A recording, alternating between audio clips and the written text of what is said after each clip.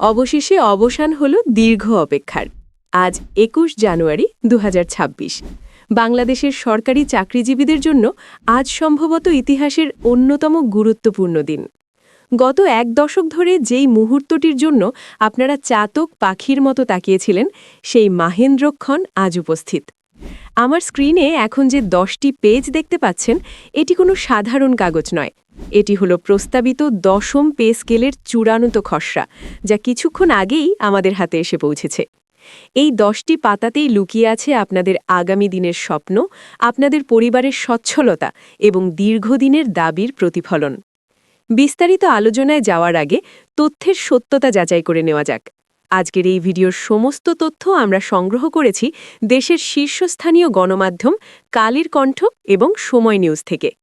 আপনারা স্ক্রিনে দেখতে পাচ্ছেন আজ ২১ জানুয়ারি ২০২৬ তারিখে কালের কণ্ঠ তাদের অনলাইন সংস্করণে লিড নিউজ করেছে ১০ম পে স্কেলের খসড়া চূড়ান্ত, দ্বিগুণ হচ্ছে মূল বেতন। অন্যদিকে সময় সংবাদ তাদের এক্সক্লুসিভ রিপোর্টে তুলে ধরেছে খসড়ার ভেতরের খবর।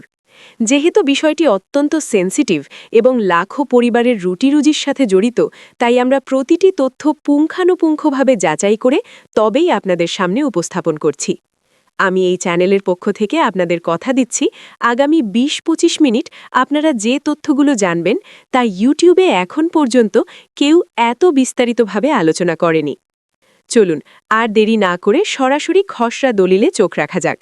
এই ১০ পৃষ্ঠার দলিলে মূলত ৪টি প্রধান স্তম্ভের ওপর জোর দেওয়া হয়েছে। ১. বাজার মূল্যের সাথে সামঞ্জস্য রেখে মূল বেতন বা বেসিক স্যালারি নির্ধারণ। ২. বাড়ি ভাড়া ও চিকিৎসা ভাতার আমূল পরিবর্তন। ৩. পেনশন ও গ্র্যাচুইটি সংক্রান্ত জটিলতা নিরসন। এবং ৪. সিলেকশন গ্রেড ও টাইম স্কেলের পুনর্প্রবর্তন। ২০১৫ সালের ৮ম পে স্কেলের পর মুদ্রাস্ফীতি যে হারে বেড়েছে, তাতে ২০২৬ সালে এসে এই পরিবর্তন ছিল অপরিহার্য। খসড়া অনুযায়ী গ্রেড 20 থেকে গ্রেড 1 পর্যন্ত প্রতিটি স্তরেই বড় ধরনের লম্ফ বা জাম্পিং রাখা হয়েছে। তবে সবচেয়ে চমকপ্রদ তথ্য হল সর্বনিম্ন বেতনের ধাপটি, যা আমরা ভিডিওর একটু পরেই চার্ট আকারে দেখাব। সবচেয়ে বেশি প্রশ্ন আপনারা যেটা করেছেন, বেসিক কত বাড়ছে? কালের কণ্ঠের প্রতিবেদন এবং পে কমিশনের খসড়া বিশ্লেষণ করলে দেখা যায়, এবার আর শতাংশ বা পার্সেন্টেজ হিসেবে নয়, বরং বাজার দর এবং জীবনযাত্রার ব্যয় বা কস্ট অফ লিভিং ইন্ডেক্স ধরে বেতন ফিক্স করা হয়েছে। ২০১৫ সালে যেখানে ২০তম গ্রেডে মূল বেতন ছিল ৮,২৫০ টাকা, সেখানে ২০২৬ সালের এই খসড়ায় তা বাড়িয়ে ২০,০০০ টাকা প্রস্তাবিত করার সুপারিশ করা হয়েছে। অর্থাৎ একজন অফিস সহায়কের এন্ট্রি লেভেলে মূল বেতনই শুরু হবে ২০,০০০ টাকা থেকে। অন্যদিকে কর্মকর্তাদের ক্ষেত্রেও এসেছে বিশাল পরিবর্তন। নবম গ্রেড বা এন্ট্রি লেভেল গেজেটেড অফিসারদের বেতন ২২,০০০ টাকা থেকে বাড়িয়ে ৪৫,০০০ টাকার কোঠায় নেওয়ার প্রস্তাব করা হয়েছে, অর্থাৎ প্রায় দ্বিগুণেরও বেশি। সময় নিউজের রিপোর্টে বলা হয়েছে, এই বেতন কাঠামোতে ১:৫ অনুপাত বজায় রাখার চেষ্টা করা হয়েছে, যা দীর্ঘদিন ধরে কর্মচারী সমন্বয় পরিষদের দাবি ছিল। অর্থাৎ সর্বোচ্চ এবং সর্বনিম্ন বেতনের ব্যবধান কমিয়ে আনা হয়েছে, যা নিঃসন্দেহে একটি বৈপ্লবিক সিদ্ধান্ত। শুধুমাত্র বেসিক বাড়লেই তো হবে না, যদি বাসা ভাড়া আর বাজারের ব্যাগ হাতে নিয়ে দীর্ঘশ্বাস ফেলতে হয়। খসড়ার ৩য় ও ৪র্থ পৃষ্ঠায় ভাতার বিষয় বিস্তারিত বলা হয়েছে। বাড়ি ভাড়া, হাউস রেন্ট, বর্তমানে মূল বেতনের ওপর ভিত্তি করে যে পার্সেন্টেজ ছিল, শহরভেদে তা পরিবর্তনের প্রস্তাব করা হয়েছে।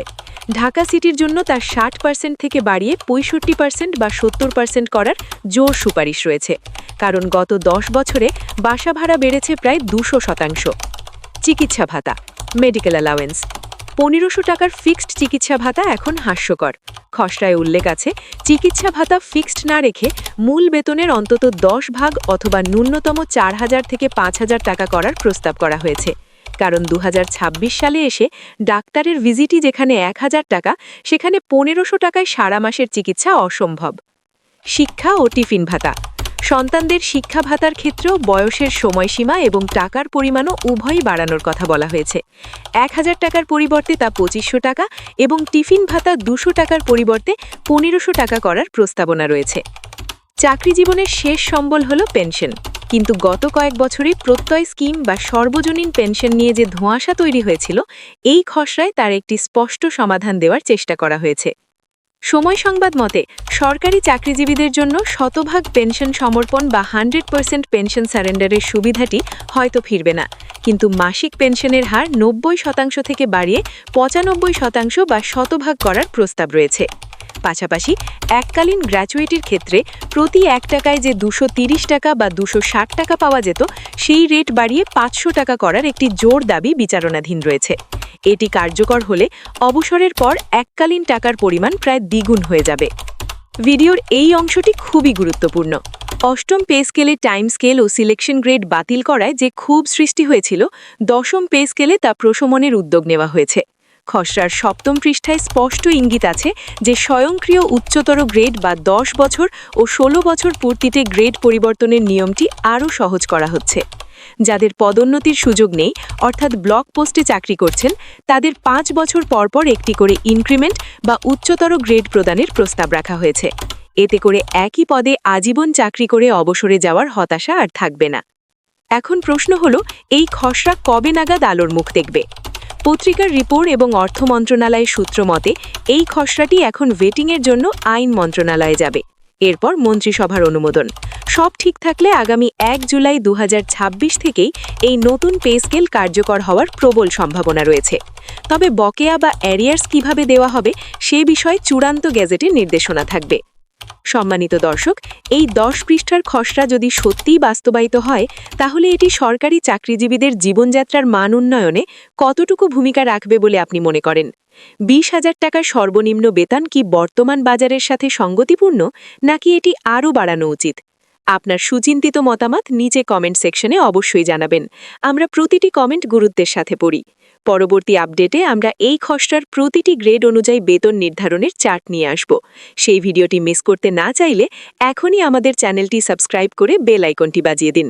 ততক্ষণ পর্যন্ত ভালো থাকুন, সুস্থ থাকুন, সত্য তথ্যের সাথে থাকুন। আল্লাহ হাফেজ।